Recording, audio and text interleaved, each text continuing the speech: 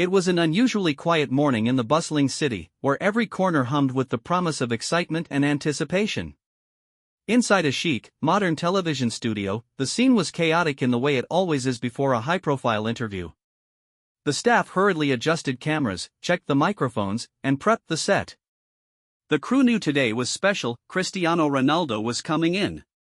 A figure whose name alone commanded attention, respect, and an almost mythical presence in the world of football. Fans eagerly anticipated his appearance on the show, and so did the journalists who had been invited to interview him. Ronaldo's team had meticulously planned his schedule. One of the major interviews had been scheduled for the early morning, at a well-known television station, where they hoped to discuss his recent achievements, goals, and future aspirations. The production team had been informed days ago of Ronaldo's busy itinerary and his tight schedule. However, despite the best preparations, something was about to go wrong. As Ronaldo arrived at the television studio, he was greeted by his assistant, a young and eager professional named Maria. She was a seasoned veteran at managing the numerous complexities of Ronaldo's daily routine, which, to the untrained eye, might seem like a string of glitzy events and glamorous moments. But for Maria, it was all about precision, timing, and ensuring that every detail was accounted for. Today, however, Maria was a little distracted. There had been a slight mishap on the scheduling front. Ronaldo had not one, but two interviews at the studio. The first was with a well-known journalist named Lucas, whose questions were known for being sharp and insightful. The second interview was with a rising star in the journalism world, someone newer to the scene but who had built a reputation for taking a different approach to interviews, focusing more on the personal side of a celebrity's life. Due to a mix-up between the two rooms and a communication error, Ronaldo was set to appear in the wrong one first.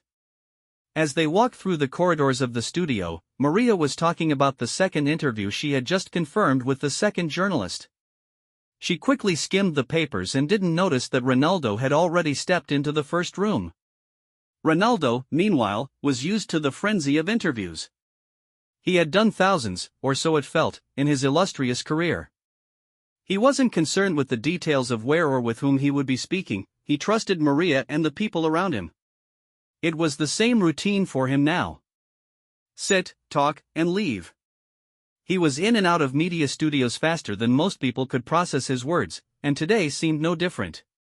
Ronaldo entered the room, a space that was decorated in a minimalist style, with soft lighting and a few cameras pointing in his direction. Sitting across from him was a journalist, a man in his mid-30s, dressed casually, but with a serious yet friendly demeanor. His name was Max, and he had been informed that his interview was scheduled with Ronaldo. But there had been some confusion about the room assignments, and Max had been told his interview was in another studio altogether.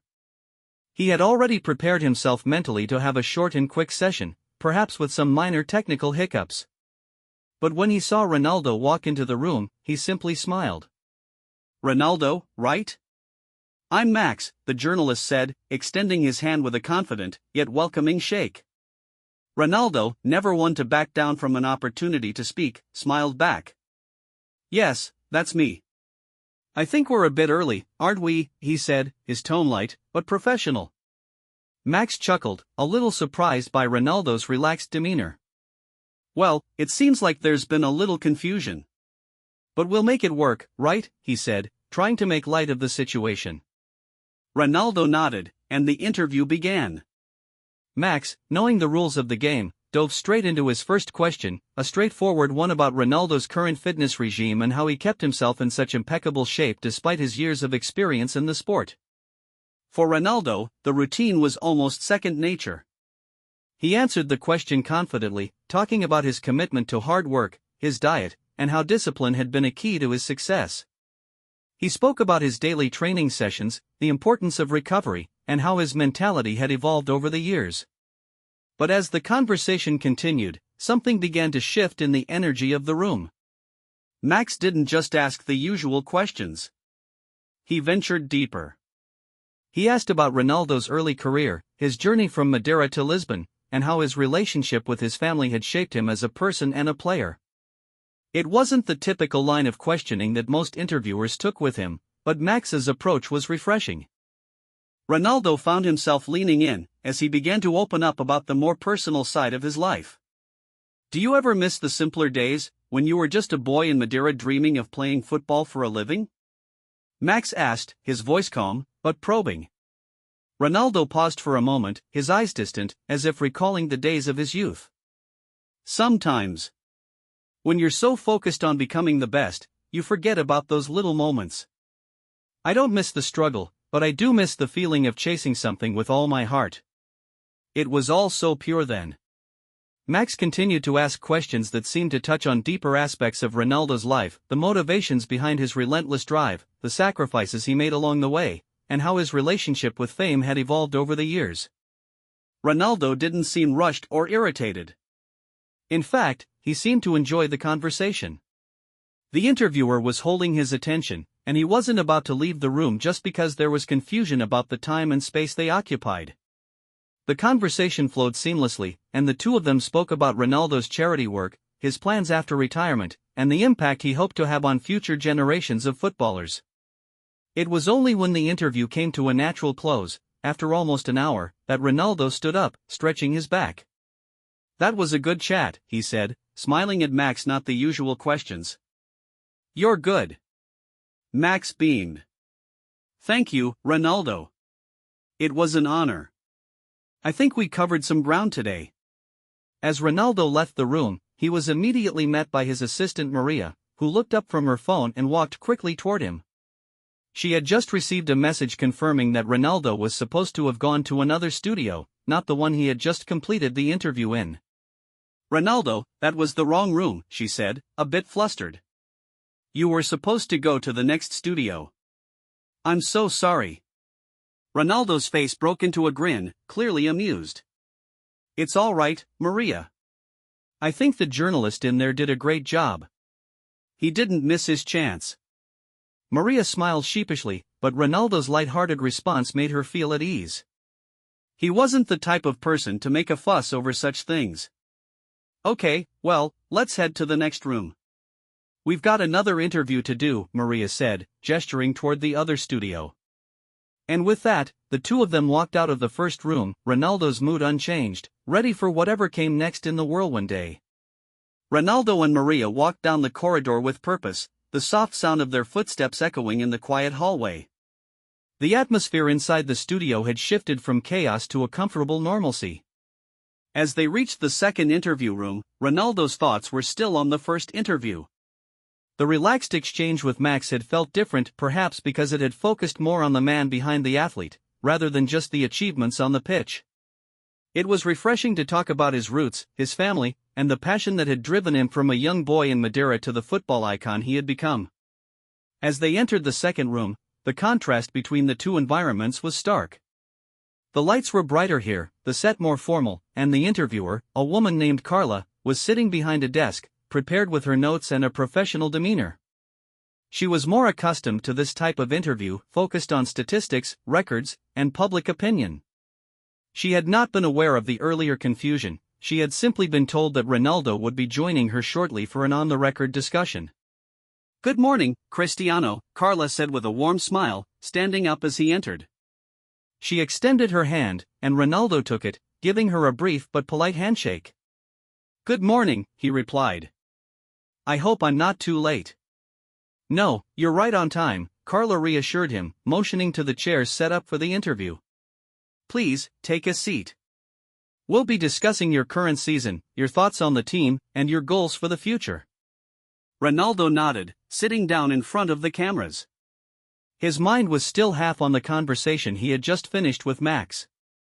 He could tell this interview would be different. Carla's approach was more formulaic, and he had already given answers like these many times before.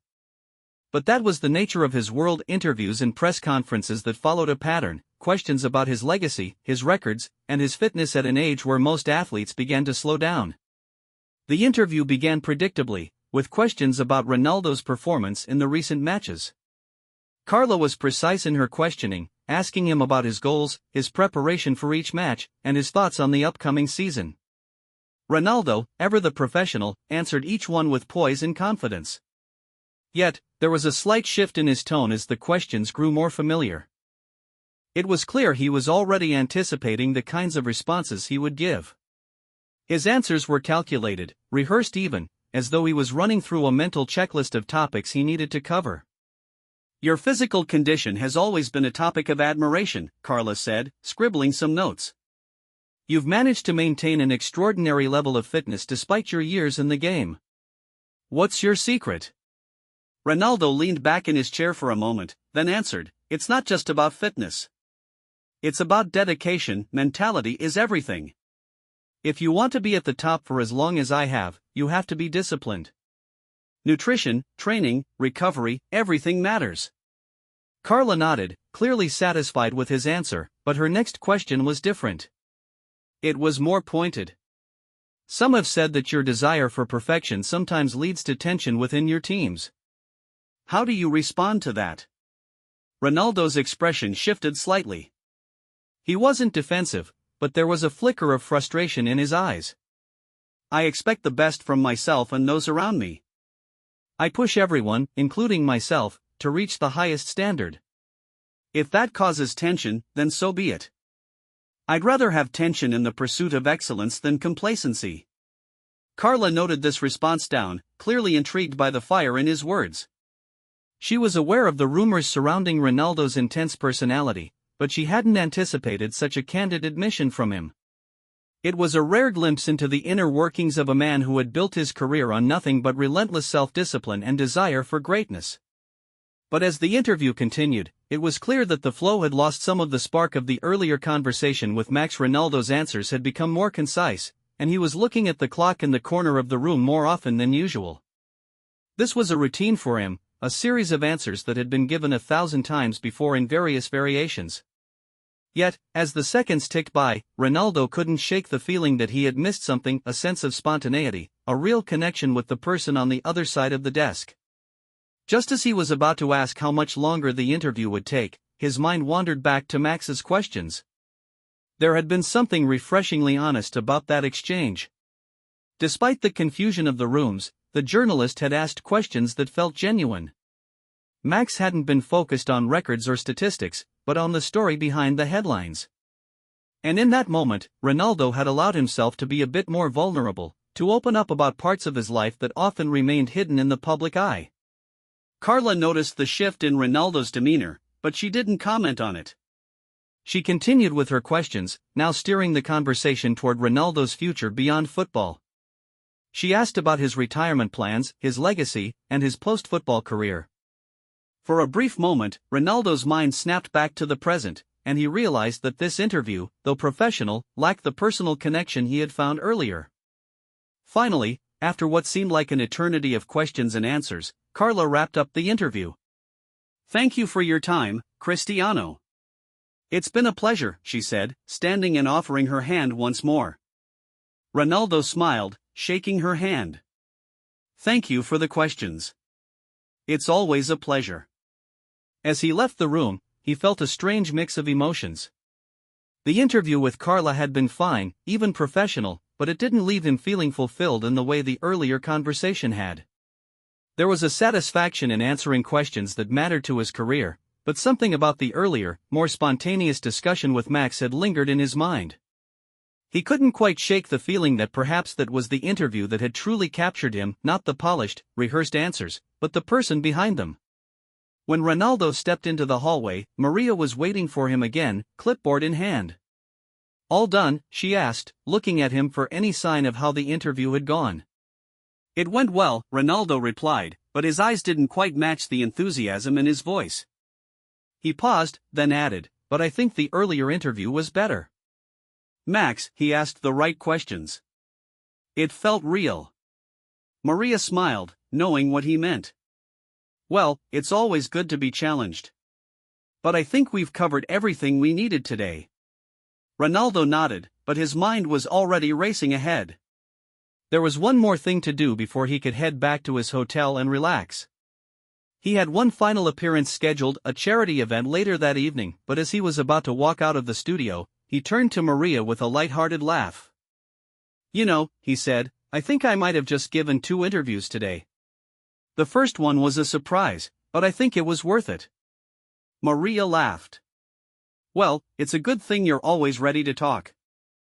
And with that, the two of them walked toward the exit, Ronaldo, the football legend, once again navigating the intricacies of fame with ease. But in his heart, he knew that every now and then, it wasn't the routine that mattered. It was the unexpected moments, the ones that caught you off guard, that truly made the journey worthwhile. Thank you very much, see you in the next video.